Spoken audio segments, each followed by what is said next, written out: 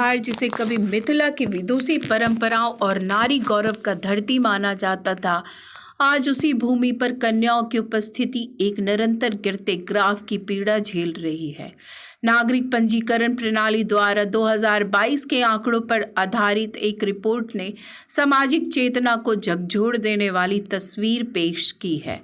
इस रिपोर्ट के अनुसार बिहार में जन्म के समय लिंगानुपात अब देश भर में सबसे निचले पायदान पर पहुंच चुका है।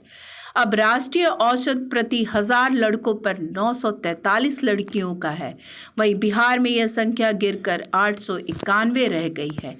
यानी हर 1000 नवजात बेटों के सापेक्ष केवल 891 बेटियां जन्म ले रही है। यह आंकड़ा किसी समाज की चुप्पी, पूर्वाग्रह और भीतर पलती लैंगिक मानसिकता का आईना है। यदि हम कुछ वर्षों की तस्वीर देखें तो ये गिरावट और भी भयावह प्रतीत होती है। वर्ष 2020 में बिहार का लिंगानुपात 964 था, जो 2021 में घटकर 908 पर आ गया और अब 2022 में यह और गिरकर 891 हो गया। मात्र 2 वर्षों में 73 अंकों की गिरावट ने सामाजिक संतुलन को और भी असंतुलित कर दिया है।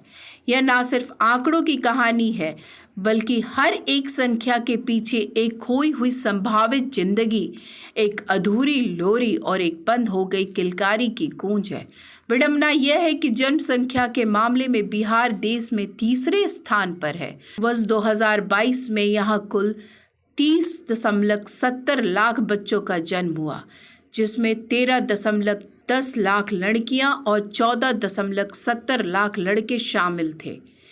यह अंतर 1.60 लाख का महज अंतर नहीं, बल्कि समाज की सोच और संरचना में गहराते विभाजन का संकेतक है।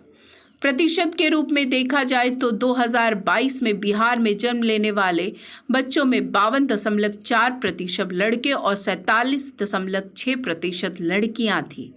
यह अंतर न केवल असंतुलन को दर्शाता है, बल्कि भविष्य की सामाजिक और सांस्कृतिक जटिलताओं का भी आहट देता है।